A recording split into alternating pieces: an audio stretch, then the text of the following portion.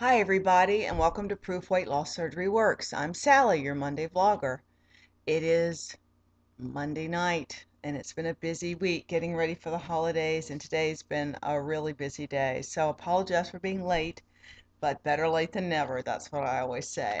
Well, I've hunted down the question, and it's kind of long and there's a lot to it, so I'm going to hit the highlights as much as I think I have something to offer. And of course, as always, we welcome your responses because two heads are better than one, and there's a lot of different, I mean, everyone who hears these questions could answer them in a um, unique way unto themselves from their own life experience. So here we go.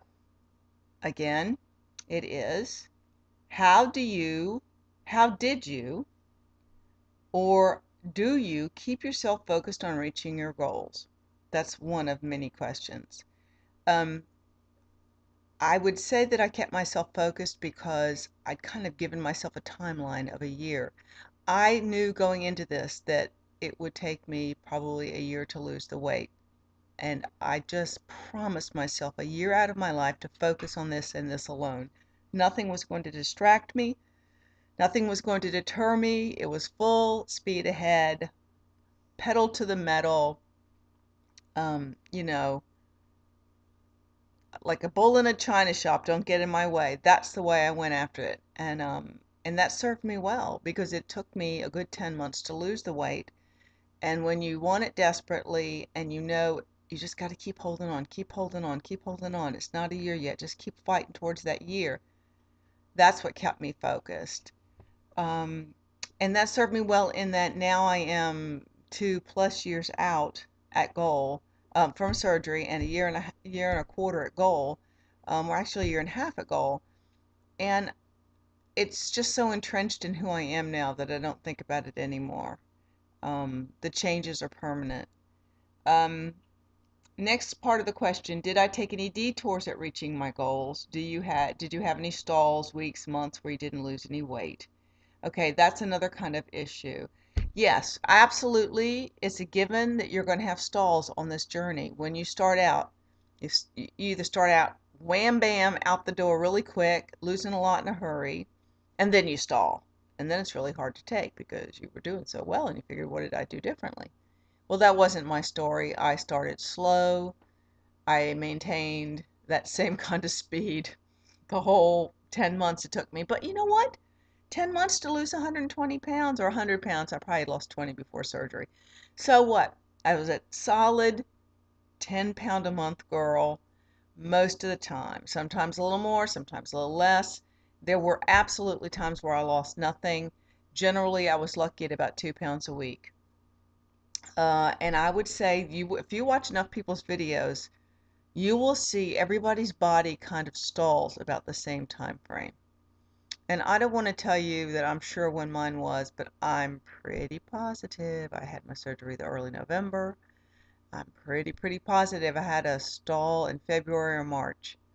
Um, and I would say a lot of people have them at about 3 to 4 months out, or 6 months, 5 to 6. It's sort of like actually, I would say 4. And then you play with it. You do everything you can think to do besides standing on your head in the corner to make that scale move again. And what I did was in February, when it started to happen, I made a promise to myself that I would go to the gym every day. I'd been slack on the gym. And I said, I will, and I wrote this down. This was a video I made even. I made a contract with myself that I would go and I would take every class at the gym that they offered in the morning because they offer classes from 9:30 to like 11:30. There are 2 classes every morning or some earlier. And I would try everything they had. Stop, cat, stop it. Scares me. Um, I would take everything they had, and when I walked in the door, I would not leave. No, I could not leave. It wasn't even would not. It was I could not. There's a big difference between would and could. I could not leave until the class was done. Whether I made a total idiot of myself or not, I could not leave. Whether I was gasping on the floor having a heart attack, I could not leave. If I hated it worse than death, I could not leave until I finished the class. So that helped me work through what I really loved and what I really didn't, what worked for me, what didn't. Um, and I did that for like a month until I had tried every class they had. And yes, the scale did move. And then the next thing that happens in that time frame, I think that at about 6 months, people get tired. Um, they get tired of striving and feeling deprived, and they get to a place where they want to just be done. And so if they're 20 or 30 pounds away from goal, you know, they're tired. And that happens even with a regular dieting format. Everybody gets tired eventually, and then what happened? You go back up. You quit doing it altogether. At least with the weight loss surgery, you're in it. You're stuck. I mean, I had surgery. I cannot eat the way I did before. I can't go back. For me, I can't. I can't here, and I physically cannot. I could find ways. I could sit around and eat crackers all day or something, I guess, and high fat stuff, but I think I'd be sick. So anyway, 6 months is a tough time too for people. So cut yourself some slack. And so what I did at about 6 months is I wrote another document. I made another contract with, I made a declaration. Last one was a contract. This was a declaration of independence. I declared that at 160, 160 from 250, and what am I now? I'm 130. Okay, at 160, I went, enough. I'm sick of fighting with my flesh. I'm sick of fixating. I'm sick of obsessing. Not about taking the steps, but about the not beating the scale. The scale made me feel like a failure. When it wasn't moving, I felt like a failure. Okay, because this was a little bit after I'd done the gym thing, and it stopped moving again. And I was getting obsessive compulsive and crazy. And so I declared that I was finished, that I was at goal, that I was going to take my pack off and say, I have crossed the victor's line. I have won. I am done. I needed to say that out loud and declare it to the world because I needed to stop becoming crazy about the whole thing. It didn't mean I was going to change what I was doing.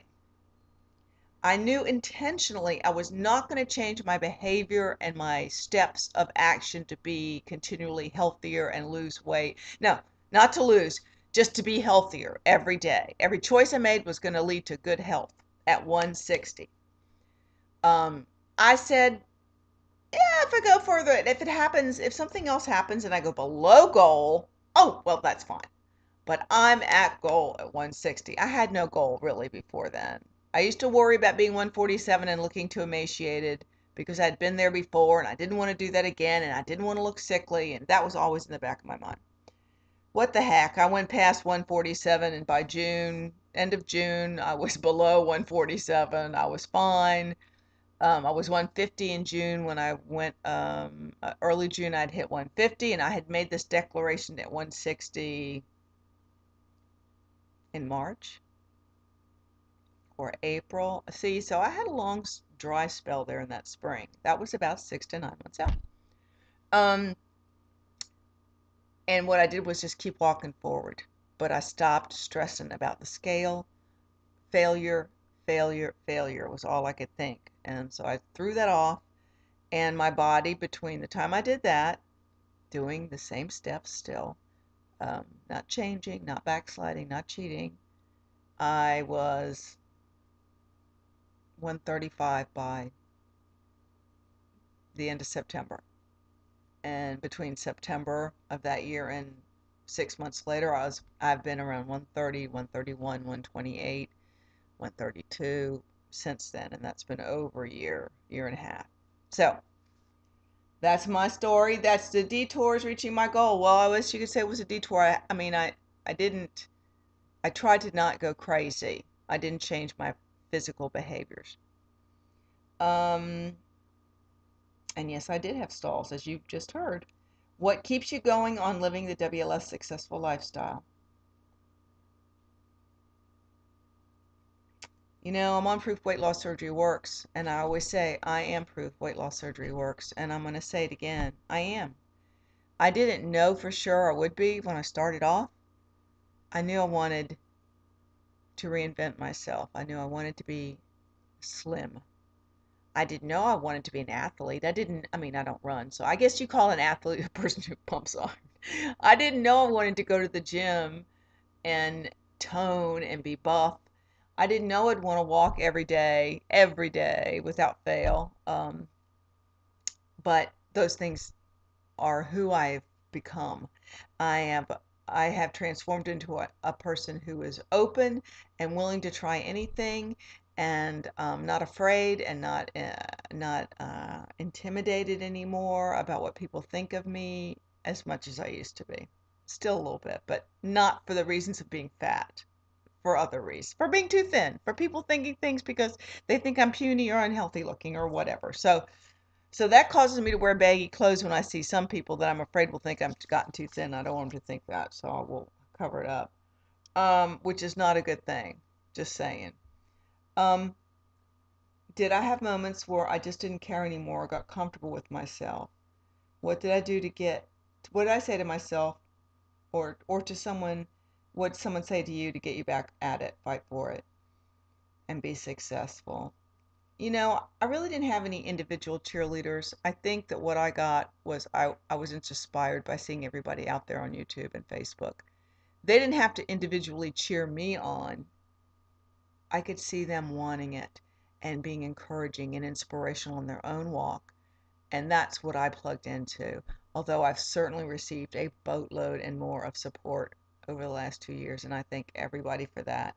And I tell you what, every comment people wrote on my page, just pages of comments would make me weep and just feel like you are somebody. You are something special.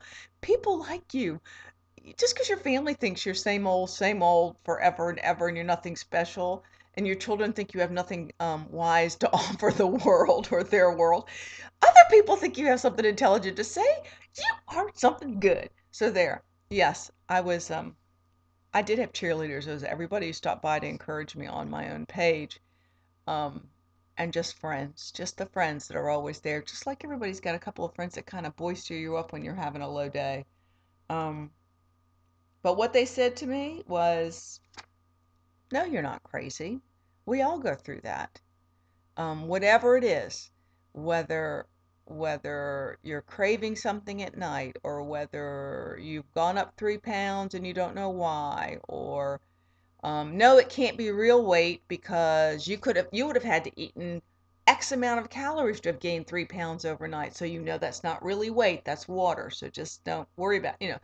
Yes, people, knowing that there are people out there that care, knowing that I'm setting an example for other people to follow to some degree, flawed as I am, keeps me focused on never changing the person I've become. I would not go back, not for anything.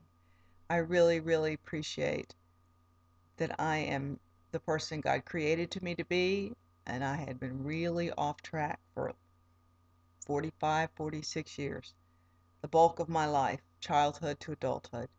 And I've got a massive do-over here, and I'm not wasting a second of it. I don't waste a second of my life anymore in regret and questioning and insecurity. No, I can't go back to the person I was before. I'd rather be dead. So keep on keeping on, guys. Just keep focused. Set that, you know, in the right direction, and don't. It's okay to stop and take a breather if you need to, but always know where you're headed. Never turn back and go the wrong direction again. And give yourself a lot of grace and mercy if you screw it up. You just pick it up the next second and move forward. I don't beat myself up anymore. I don't. And don't you either. Um, you know, that's all I have to say. I thank you so much for listening. It's awfully long. Merry Christmas, everybody, on Proof Weight Loss Surgery Works. I'll have to make a video on my own channel later on this week to wish everybody Merry Christmas. You guys take care, and I'll see you in 2012. Oh, I guess I'll see you Gosh, I'll see you the day after Christmas, I guess, if I get a question. See you later. Bye.